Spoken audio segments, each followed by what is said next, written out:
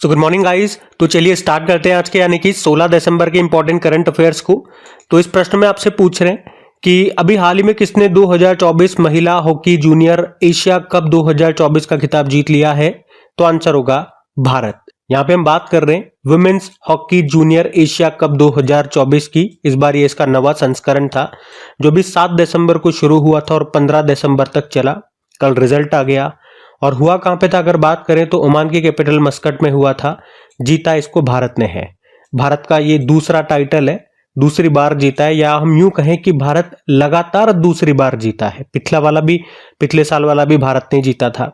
अगर बात करें अभी भारत ने हराया किसे यानी कि रनर अप कौन रहा, तो चाइना रहा है। तो कौन सा टूर्नामेंट है, कौन सा एडिशन है, कहां पे हुआ, किसने जीता, कौन रनर अप रहा, ये मेन बातें होती है जो मैंने आपको बता दी है। थोड़ा और डिटेल में अगर चलें तो अगर हम बात करते हैं जो इसका पहला संस्करण था वो कब और कहां हुआ था और किसने जीता, तो 1992 में हुआ था मलेशिया में। साउथ कोरिया ने जीता था, चाइना को हराया था। लास्ट एडिशन की बात करें जो 8वां एडिशन पिछले साल हुआ था 2023 में, वो जापान में हुआ था, उसको भारत ने जीता था, साउथ कोरिया को हराया था। और अभी वाला हमने पढ़ ही लिया 2024 वाला नवा एडिशन है, ओमान की कैपिटल मस्कट में हुआ, भारत ने जीता, चाइना को हरा लिया है। और आपको याद होगा इस साल के स्टार्टिंग में ही इस महीने के स्टार्टिंग में ही हमने पढ़ा था भाई ये तो महिलाओं वाला है। अभी महीने के स्टार्टिंग में पुरुषों वाला men's hockey junior Asia cup 2024 भी पढ़ा था ना हमने, जो कि इस बार 11वां संस्करण था। यहीं पे हुआ था ओमान की कैपिटल मस्कट में, उसको भारत ने ही जीता था और वहां पे भारत ने पाकिस्तान को हराया था।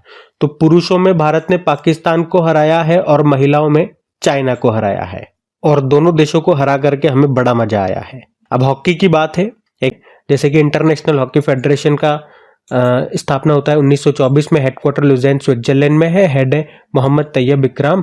1928 में भारत इसका सदस्य बनने वाला पहला एशियाई देश बना था। वैसे हॉकी इंडिया के अध्यक्ष कौन है? दिलीप तिर्की हैं। और एशियन हॉकी फेडरेशन का मुख्यालय आपको मिलेगा कुआलालंपुर मलेशिया में। कुछ कप्स एंड ट्रॉफीज की बात करें हॉकी की तो अजलान शाह कप हो गया, आगा खां कप हो गया, Dhyanchand cup, Rangaswamy cup, Scindia cup, Ranjit Singh cup, Beighton cup और इंदिरा कप, इन सब का संबंध हॉकी से है, ध्यान में रखिएगा। अगला प्रश्न देखते हैं। फिर अगला प्रश्न में क्या है कि अभी हाल ही में मशहूर तबला वादक जाकिर हुसैन का निधन हो गया। तो प्रश्न पूछ रहे हैं कि उन्हें किस वर्ष पद्म विभूषण से सम्मानित किया गया था, तो उसका तो सही उत्तर हो जाएगा 2023 में। तो आप सभी जानते हैं मशहूर तबला वादक थे जाकिर हुसैन, और अभी 73 साल की उम्र में उनका निधन हो गया। वे हृदय संबंधी समस्या से जूझ रहे थे और वे तबला के जो लेजेंड थे उस्ताद अल्लाह रखा उनके बेटे थे। आपको बता दूं कई महत्वपूर्ण सम्मान इन्हें मिल चुके हैं, जैसे कि 1988 में पद्मश्री, सन 2002 में पद्म भूषण, और अभी पिछले साल ही 2023 में पद्म विभूषण इनको मिला था। तो प्रश्न पूछा जा सकता है।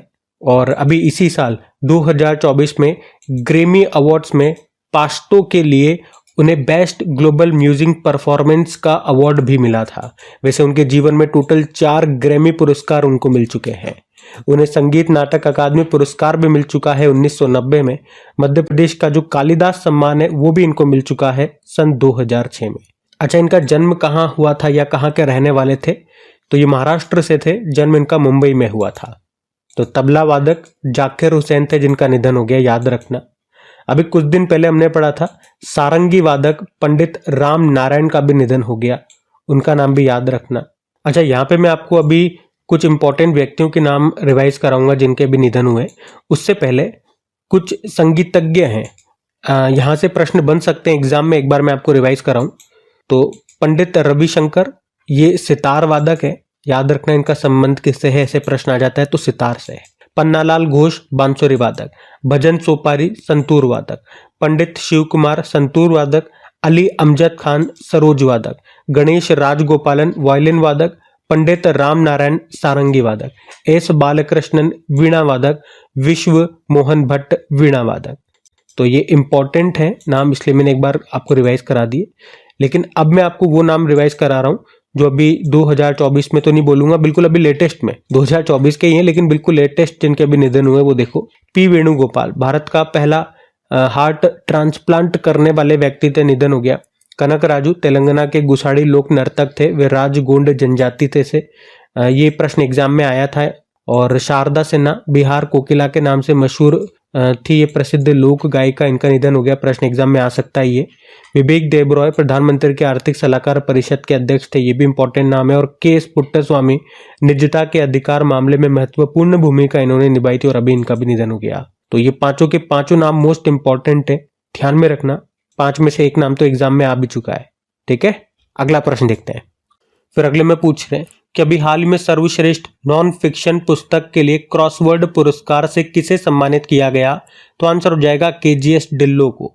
तो retired lieutenant general Kanwaljit Singh Dhillon, KGS Dhillon का फुल फॉर्म क्या? कंवलजीत सिंह ढिल्लों। और इन्होंने अपनी पहली बुक जिसका नाम है कितने काजी आए कितने काजी गए, उसके लिए अभी क्रॉसवर्ड बुक्स अवार्ड इन्होंने जीता है। उन्हें अभी मुंबई में ये पुरस्कार दिया गया और इस बुक में उन्होंने कई इंपॉर्टेंट मुद्दों पर बात की है, जैसे कि कश्मीरी पंडितों का पलायन, पुलवामा हमला, बालाकोट हमला, आर्टिकल 370 को निरस्त करना जैसे मुद्दे। और हाँ, उन्हें पॉपुलर चॉइस कैटेगरी में यह अवार्ड मिला है। कौन सा अवार्ड? Crossword books award. किन्हें? केजीएस ढिल्लों को याद रखना। अब वैसे कुछ महत्वपूर्ण अवार्ड्स मैं आपको रिवाइज कराऊंगा 2024 के, लेकिन उससे पहले 2-3 नाम मैं आपको और बता रहा हूँ, ये भी मोस्ट इंपॉर्टेंट है। और ये नाम मैं आपको अलग से बता रहा हूँ क्योंकि इन्हें इनकी पुस्तकों के लिए या इनके नॉवल के लिए अवार्ड मिला था। देखो कौन कौन है वो। अभी सूर्यबाला के बारे में हमने पढ़ा था, 2024 के लिए 34वां व्यास सम्मान मिला इन्हें, इनके उपन्यास कौन देश को वासी, वेणु की डायरी। उसी तरह से सामंता हॉर्वे ब्रिटिश लेखिका हैं, इन्हें इनके नॉवल ऑर्बिटल के लिए 2024 का बुकर पुरस्कार मिला। और जेनी अर्पेनबेक की बात करें, जर्मन की लेखिका हैं, इन्हें इनके उपन्यास काइरोस के लिए 2024 का इंटरनेशनल बुकर पुरस्कार मिला था। और इसमें ट्रांसलेटर कौन है? माइकल हॉफमैन है। तो ये भी मोस्ट इंपॉर्टेंट नाम है, ध्यान में रखना। अब जैसा कि मैंने कहा 2024 के कुछ महत्वपूर्ण अवार्ड्स मैं आपको रिवाइज कराऊंगा। यहाँ पे 15 अवार्ड्स रिवाइज करने वाले हैं, ध्यान से सुनना। अभी रेमन मैग्सेसे अवार्ड 2023 दिया गया डॉक्टर रवि कन्नन को। V Shantaram life time achievement award मिला सुब्बैया नल्लामुत्तु को। Nelson Mandela life time achievement award Vinod Ganatra. और वर्ल्ड हेल्थ ऑर्गेनाइजेशन ने जो नेल्सन मंडेला पुरस्कार दिया था वो निमहंस संस्थान को दिया था। पेन पिंटर साहित्यिक पुरस्कार 2024 दिया गया अरुंधति रॉय को। और आरती जो कि उत्तर प्रदेश की ऑटो ड्राइवर है, और अभी जो ब्रिटेन के जो राजा हैं किंग चार्ल्स तृतीय, उनसे इनको अमल क्लूनी महिला सशक्तिकरण का पुरस्कार मिला था। और देखो आप नोट करना ये बात, ये शीट मैं आपको जब से ये अवार्ड दिए गए तब से आपको रिवाइज करा रहा हूँ। और इसी साल जब से ये पुरस्कार इनको दिया गया ना, तब से अभी तक में ये प्रश्न 2 बार एग्जाम में आ चुका है। 1 बार नहीं, 2 बार एग्जाम में आ चुका है। एक तो अभी कल परसों जो बीपीएससी का एग्जाम हुआ था वहां पे पूछा गया था, और उससे पहले भी मैंने आपको बताया ये प्रश्न एग्जाम में आया हुआ है।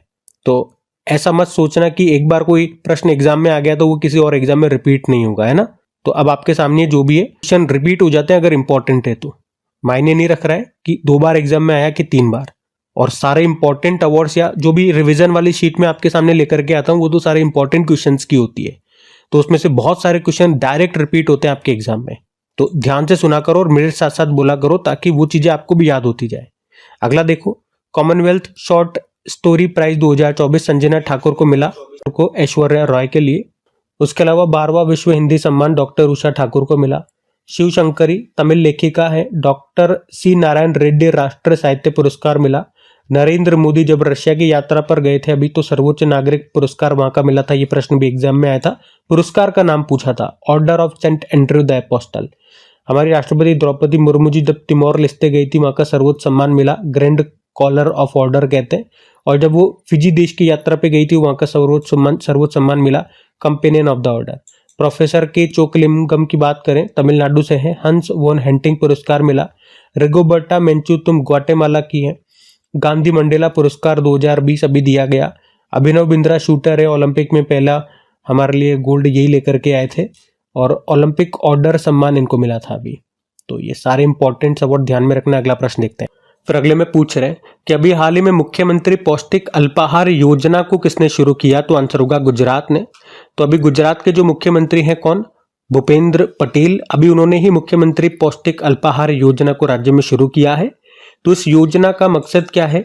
सरकारी स्कूलों में पढ़ाई और पोषण के बीच संतुलन बनाना। तो इस योजना में राज्य के जो 32,000 से ज्यादा स्कूल हैं, सरकारी स्कूल हैं, वहां पे 41 लाख छात्रों को पौष्टिक नाश्ता यहाँ पे दिया जाएगा, जिससे उनके शारीरिक और मानसिक विकास को बढ़ावा मिलेगा। और इस योजना की टैगलाइन भी रखी है, पोषण भी पढ़ाई भी। और कक्षा 8वीं तक के बच्चों को इस योजना में कवर किया जाएगा। और इसी तरह से एक योजना यहाँ पे और चलती है, दूध संजीवनी योजना, ये भी गुजरात की है। यहाँ पे सप्ताह में 5 दिन बच्चों को 200 ml दूध दिया जाता है। अच्छा, इसी तरह की एक योजना अब मैं आपसे पूछ रहा हूँ, मुख्यमंत्री बाल पौष्टिक आहार योजना, ये किस राज्य ने शुरू की थी? इसका उत्तर दीजिए जब तक मैं आपको गुजरात घुमा करके लाता हूँ। तो ये रहा मैप में गुजरात। तो कैपिटल इसकी गांधीनगर होती है। मुख्यमंत्री हैं भूपेंद्र पटेल और गवर्नर है आचार्य देवव्रत। राजकीय पक्षी ग्रेटर फ्लेमिंगो है, पशु है एशियाई शेर, वृक्ष है बरगद का, पुष्प है गेंदा, नृत्य गरबा हो गया, डांडिया हो गया। और नेशनल पार्क में बात करेंगे तो Vansda national park, Gir national park, blackbuck national park, marine national park, Sardar Sarovar बांध है यहाँ पे नर्मदा नदी पर, उकाई बांध है ताप्ती नदी पर, कडाना बांध मिलेगा माही नदी पर, दांतीवाड़ा बांध मिलेगा बनास नदी पर। कुछ करंट अफेयर्स की बात करें तो भारत के पहले सामुदायिक रेडियो स्टेशन दूधवाणी का उद्घाटन किया गया था गुजरात में। देश का पहला इलेक्ट्रिक सिटी ये केवड़िया बना, जहाँ पे सरदार पटेल जी की आपको दुनिया की सबसे ऊंची स्टैचू मिलेगी। और केवड़िया रेलवे स्टेशन का नाम एकता नगर रेलवे स्टेशन हो गया। 8वां धर्म धम्म सम्मेलन 2024 अहमदाबाद में हुआ था, जिसमें चीफ गेस्ट थे जगदीप धनखड़ जो वाइस प्रेसिडेंट है। नीति आयोग के तर्ज पर एक थिंक टैंक बनाने की घोषणा की गुजरात ने, इसका नाम रखेंगे ग्रिट, मतलब Gujarat state institution for transformation. भारतीय कंपनी है कायंस सेमिकॉन प्राइवेट लिमिटेड, और एक अमेरिका की कंपनी है माइक्रोन, ये गुजरात के साणंद में एक सेमीकंडक्टर प्लांट लगाएगी। और श्रमिक बसेरा योजना यहाँ पे शुरू हुई थी। मांसाहारी भोजन पर प्रतिबंध लगाने वाला दुनिया का पहला शहर बना था पालीटाना, ये गुजरात का है। अभी मोदी जी ने कहां पर जल संचय जन भागीदारी अभियान शुरू किया? तो सूरत में। पर्यावरण मंत्री भूपेंद्र यादव, उन्होंने 10 लाख से अधिक आबादी वाले शहरों की श्रेणी में सूरत को स्वच्छ वायु सर्वेक्षण पुरस्कार दिया था। तो यहाँ के 10 और इंपॉर्टेंट करंट अफेयर्स भी हमने पढ़े, ध्यान में रखना इनको। अगला प्रश्न देखते हैं।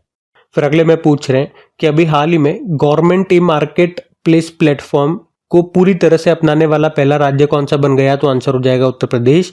तो अभी Uttar Pradesh government e market place platform को पूरी तरह से अपनाने वाला भारत का पहला राज्य बन गया है, जिससे सार्वजनिक खरीद में पारदर्शिता बढ़ेगी, ट्रांसपेरेंसी बढ़ेगी। और ऐसा करने से सरकार को हर साल लगभग 2000 करोड़ रुपए की बचत होगी। साथ ही निष्पक्ष और ईमानदारी से खरीदारी होगी, और इससे छोटे व्यवसायियों को, दुकानदारों को भी बढ़ावा मिलेगा, ऐसा इनका कहना है। देखो, गवर्नमेंट ई मार्केट प्लेस क्या होता है मैं आपको पहले भी समझा चुका हूं। जैसे इसकी शुरुआत हुई थी 2016 में। आप कह सकते हो ये एक ऑनलाइन मार्केट है, जिसमें कोई भी व्यक्ति सरकार के साथ बिजनेस कर सकता है। बस एक बार आपको रजिस्टर करना होगा। इसमें मतलब कोई भी बिचौलिया, कोई भी एजेंट वगैरह नहीं होता है। जैसे मान लो सरकार का कोई प्रोजेक्ट आया, कोई परियोजना इन्होंने चलाई, तो उसमें इनको उत्पाद चाहिए, प्रोडक्ट्स चाहिए, सर्विसेज चाहिए होगी। जैसे मान लो स्कूल बनाने हैं, अभी हमने पढ़ा था ना, नवोदय स्कूल बनने हैं, तो स्कूल बनने के लिए कितनी सारी चीजें चाहिए होती है। ईंट, पत्थर, गिट्टी, सीमेंट, और वर्कर चाहिए होते हैं, ठेकेदार चाहिए होता है, पेंटर चाहिए होता है, रंग, कलर, कुर्सी, बेंच, सब चीजें चाहिए होती है। तो ये चीजें जो चाहिए वो कहाँ से लेंगे? वो डायरेक्ट ये यहीं से लेते हैं। तो आप जैसे मान लो आप ब्रश बेचते हो, आप चेयर बेचते हो, आप लोहा बेचते हो, आप ईंटें बेचते हो, आप कुछ भी बेचते हो, आप दरवाजे बेचते हो, तो आप यहाँ पे अपने आप को रजिस्टर करवाओ। तो यहाँ पे ये टेंडर निकालेंगे, अपनी अपनी बोली आप लोग लगाएंगे, जिसकी कम बोली आती है उसको ये सेलेक्ट कर लेंगे, फिर सारा माल ये आपसे खरीदेंगे। तो इससे डायरेक्ट गवर्नमेंट और आपके बीच में एक एग्रीमेंट साइन हो जाएगा, बीच में कोई एजेंट वगैरह नहीं आया।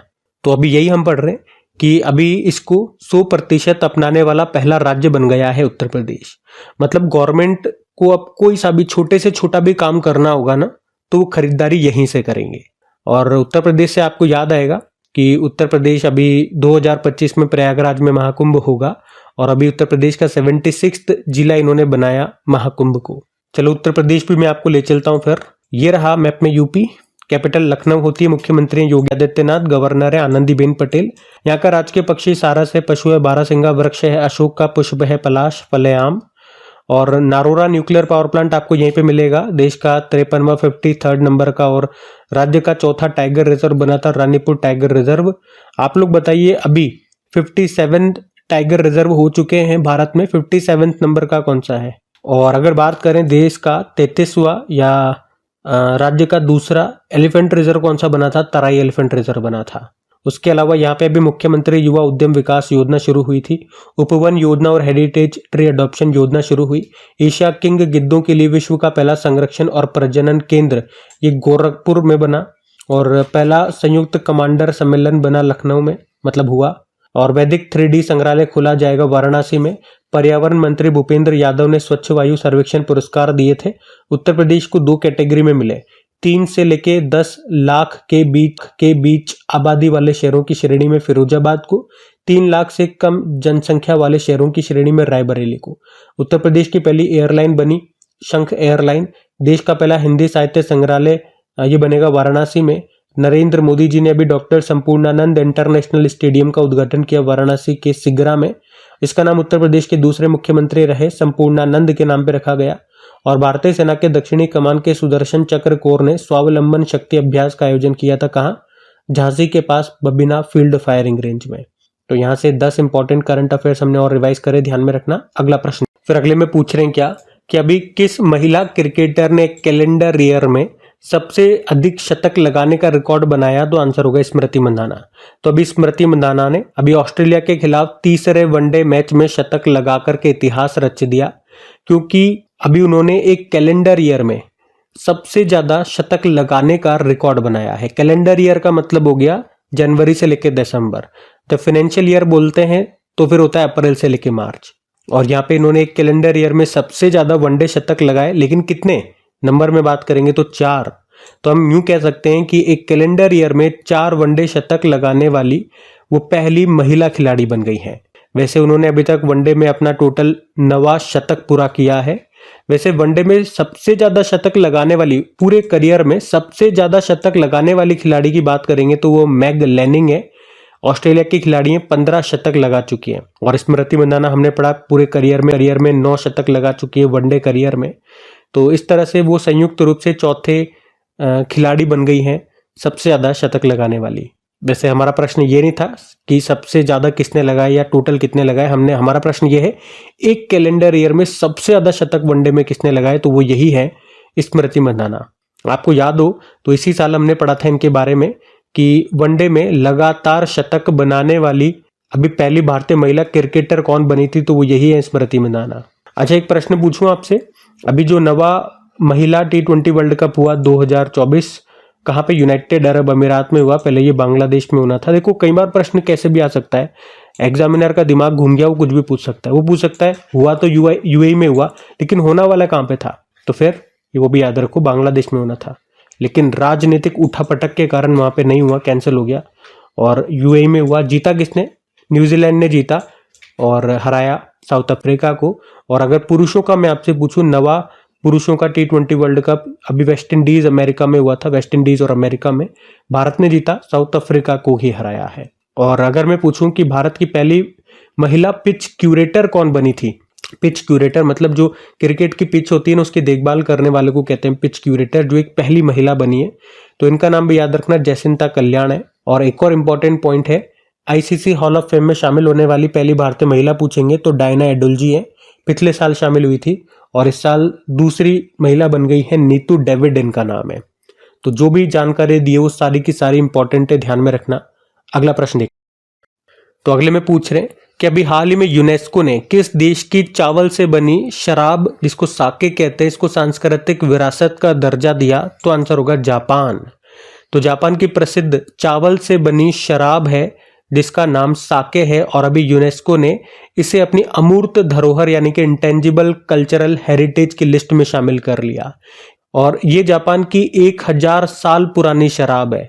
वो शराब 1000 साल पुरानी नहीं है कि ऐसा नहीं है कि किसी डब्बे में भरी हुई है 1000 साल पुरानी है, मतलब वो जो कलाकारी है, जो शराब बनाने की जो कला है, जो आर्ट है, वो 1000 साल पुरानी है, और उसी कला को अभी ये यूनेस्को की सांस्कृतिक विरासत का दर्जा दिया गया है। बात समझ में आ रही है।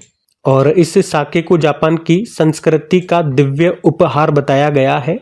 साके ये जापान के, ये जो शराब है ना इसी की बात कर रहे हैं, ये जो साके है, साके ये जापान के त्योहारों और धार्मिक आयोजनों का अभिन्न हिस्सा होती है, और इसे अच्छे स्वास्थ्य, समृद्धि और खुशहाली के प्रतीक के रूप में पिया जाता है। मतलब कैसे भी घुमा फिरा करके शराब पीनी है। अच्छा, आपको याद होगा अभी भारत की 15वीं अमूर्त धरोहर कौन सी बनी थी? गरबा डांस। और उससे पहले 14 नंबर की बनी थी दुर्गा पूजा, जो पश्चिम बंगाल की है। उसके अलावा याद होगा अभी केरल के कोझिकोड को भारत के पहले साहित्य के शहर, फर्स्ट सिटी ऑफ लिटरेचर के रूप में घोषित किया गया। ग्वालियर ये संगीत का शहर बना। देखो, अगर यूनेस्को की बात करें तो United Nation Educational Scientific and Cultural Organization full form होती है। 1945 में स्थापना होती है। हेडक्वार्टर मिलेगा पेरिस, फ्रांस में, और डायरेक्टर जनरल है ऑद्रे ओजाले। और भारत की कितने धरोहर स्थल यूनेस्को की विश्व धरोहर सूची में शामिल है? तो 43 है। 43 नंबर का आप देख सकते हो, पूरी लिस्ट लगा दी है मैंने। मोइदम है, जो कि अहोम राजवंश का टीला दफन प्रणाली है, यह असम का है। फिर अगले में पूछ रहे हैं कि अभी हाल ही में राष्ट्रीय पंचायत पुरस्कार 2024 में किन राज्यों की ग्राम पंचायतों को कार्बन न्यूट्रल विशेष पंचायत पुरस्कार मिला है? तो आंसर होगा उपर्युक्त सभी। तो अभी हमारे जो पंचायती राज मंत्रालय है उसने नई दिल्ली के विज्ञान भवन में ग्रामीण भारत में सतत भारत और समावेशी विकास को योगदान के लिए भी 45 पंचायतों को राष्ट्रीय पंचायत पुरस्कार 2024 से सम्मानित किया है। अलग अलग कैटेगरी में दिए, जिसमें से एक तो हमने देखा भी नेट जीरो कार्बन एमिशन उत्सर्जन में बेहतर काम करने के लिए भी महाराष्ट्र, उड़ीसा और उत्तर प्रदेश की ग्राम पंचायतों को कार्बन न्यूट्रल विशेष पंचायत पुरस्कार दिया। और अक्षय ऊर्जा यानी कि रिन्यूएबल एनर्जी को अपनाने में योगदान देने के लिए महाराष्ट्र, उड़ीसा और त्रिपुरा के ग्राम पंचायतों को अभी ग्राम ऊर्जा स्वराज विशेष पंचायत पुरस्कार मिला। इनके अलावा अभी नानाजी देशमुख सर्वोत्तम पंचायत सतत विकास पुरस्कार ये 9 पंचायतों को दिए गए। और एक दीनदयाल उपाध्याय पंचायत पुरस्कार भी याद रखना, 27 पंचायतों को ये पुरस्कार दिया गया। तो हमारा प्रश्न कार्बन न्यूट्रल वाला जो पुरस्कार है उससे था, तो वो महाराष्ट्र, उड़ीसा और उत्तर प्रदेश की पंचायतों को ये पुरस्कार मिला, याद रखना। एक राष्ट्र पंचायती राज दिवस आपको याद होगा 24 अप्रैल को मनाते हैं। वैसे पंचायती राज मंत्रालय ये किसके पास है, कौन है इसके मंत्री हैं? तो याद रखना वही इसके मंत्री हैं जिनके पास पशुधन मंत्रालय है, एनिमल हस्बेंड्री मिनिस्ट्री। वो है राजीव रंजन सिंह उर्फ लल्लन सिंह।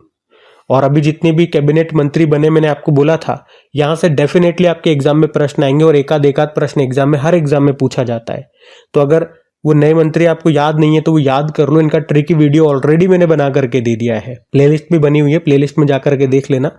ऐसे वीडियो आप बिल्कुल भी मत छोड़ो जहां से डेफिनेटली श्योर है कि भैया प्रश्न तो यहां से एक न एक आना ही है, तो क्यों चांस ले रहे हो?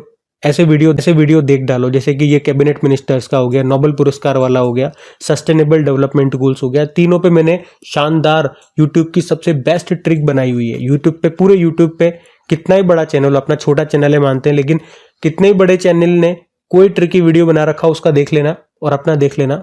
चाहे अपने इतने व्यूज नहीं आते, लेकिन उनसे बेस्ट अपना आपको वीडियो लगेगा ट्रिक्स के मामले में, जिन्हें आप आराम से याद रख पाओगे और एग्जाम में बिना दिमाग लगाए नंबर आपको इन टॉपिक्स के मिल जाएंगे। बाकी हम अगले प्रश्न की ओर बढ़ते हैं। फिर अगले प्रश्न में पूछ रहे हैं कि अभी हाल ही में जारी वर्ल्ड हेल्थ ऑर्गेनाइजेशन WHO की रिपोर्ट के अनुसार भारत में अभी किस रोग के मामले में 69% की कमी बताई गई? तो आंसर होगा मलेरिया। तो अभी वर्ल्ड हेल्थ ऑर्गेनाइजेशन ने वर्ल्ड मलेरिया रिपोर्ट 2024 को जारी किया है, और इसमें बताया कि भारत में मलेरिया की घटनाओं में और मृत्यु दर में काफी कमी आई है। इसमें बताया कि 2017 में हमारे यहाँ पे 6.4 मिलियन मलेरिया के केसेस थे, और अभी 2023 में ये केसेस घट के 2 मिलियन रह गए हैं। मतलब 69% की कमी आ चुकी है, और इससे होने वाली मौतों में भी इतनी ही कमी बताई गई है। देखो, WHO के बारे में आपको बताऊं उससे पहले हम मलेरिया की अगर बात करें तो मलेरिया, इसका रोग कारक क्या होता है, यानी कि मुख्य रूप से होता किस कारण है? तो प्लाज्मोडियम प्रोटोजोआ के कारण होता है। और इसका रोग वाहक वेक्टर क्या है? मादा एनाफिलीज मच्छर है, या यूं कहूं कि संक्रमित मादा एनाफिलीज मच्छर है। कौन सी दवा मुख्य रूप से उपयोग में ली जाती है? कुनेन की दवा, जो कि सिनकोना वृक्ष के छाल से बनती है। और किस को प्रभावित करता है? तो ये RBC को प्रभावित करता है। अभी वर्ल्ड हेल्थ ऑर्गेनाइजेशन ने मलेरिया के 2 वैक्सीन को मंजूरी दी थी, एक है मॉस्क्यूरिक्स और एक है R21 मैट्रिक्स 21। और मलेरिया डे हम 25 अप्रैल को मनाते हैं, और हमारा लक्ष्य क्या है? मलेरिया को खत्म करने का 2030 का है। अब मैं आपको WHO के बारे में बताता हूं, उससे पहले एक होमवर्क प्रश्न आपको दे रहा हूं। आप बताओ, अभी कुष्ठ रोग से मुक्त होने वाला पहला देश कौन सा बना था? इंपॉर्टेंट प्रश्न रहेगा, उत्तर देना। बाकी वर्ल्ड हेल्थ ऑर्गेनाइजेशन की बात करें, स्थापना होती है 7 अप्रैल 1948, headquarter Geneva Switzerland, head and Tedros Adhanom. तो गाइज ये थे आज के हमारे करंट अफेयर्स की क्लास। सबसे पहले कमेंट करके जरूर बताइएगा सेशन आपको कैसा लगा। अभी तक आपने वीडियो को अपने दोस्तों के साथ में इसे शेयर नहीं किया तो प्लीज वीडियो शेयर जरूर कीजिए। अभी तक लाइक नहीं किया तो एक बार लाइक कर देना। आज की वीडियो के लाइक का टारगेट रखते हैं 4000 लाइक का। पसंद आए तो लाइक जरूर करना। क्विज और पीडीएफ के बारे में मैंने आपको बता दिया, वीकली करंट अफेयर्स मैंने आपको बता दिया। चलो भी कल का भी होमवर्क प्रश्न देखते हैं और सेशन एंड करते हैं। तो पहला प्रश्न पूछा था Dalai Lama secret to happiness, इस बुक को लिखा डॉक्टर दिनेश सहारा ने। फिर पूछा था राष्ट्रीय ऊर्जा संरक्षण दिवस मनाया 14 दिसंबर और यस बैंक के एग्जीक्यूटिव डायरेक्टर बन गए Manish Jain. Max life insurance ने अपना नाम बदल के क्या कर लिया, एक्सिस मैक्स लाइफ इंश्योरेंस। और किस देश ने भारत को मोस्ट फेवर्ड नेशन का दर्जा समाप्त कर दिया, स्विट्जरलैंड। और अभी कौन सा बैंक यूपी को किसानों की आय बढ़ाने के लिए $325.10 मिलियन का ऋण देगा, वर्ल्ड बैंक। उसके अलावा क्वांटम कंप्यूटिंग के लिए किस कंपनी ने विलो चिप को डेवलप किया, गूगल। और भारत का दौरा करने वाले पाउलो रेंज किस देश के विदेश मंत्री हैं, पुर्तगाल। अभी साउथ कोरिया के राष्ट्रपति के पद से हटा दिया गया, नाम क्या है, यून सुक येओल। और आखिरी प्रश्न पूछा जॉय बांग्ला को राष्ट्रीय नारा मानने से अभी इनकार कर दिया बांग्लादेश ने। चलो कल का भी होमवर्क प्रश्न देखते हैं और सेशन एंड करते हैं। तो कल के वीडियो में आपसे पूछा था यूरोपीय शेंगेन यात्रा क्षेत्र में कौन सा देश अभी शामिल हो गया, तो आंसर होगा रोमानिया और बुल्गारिया। आप सभी ने प्रश्न का बिल्कुल सही उत्तर दिया। अब ये आज का आपका होमवर्क प्रश्न।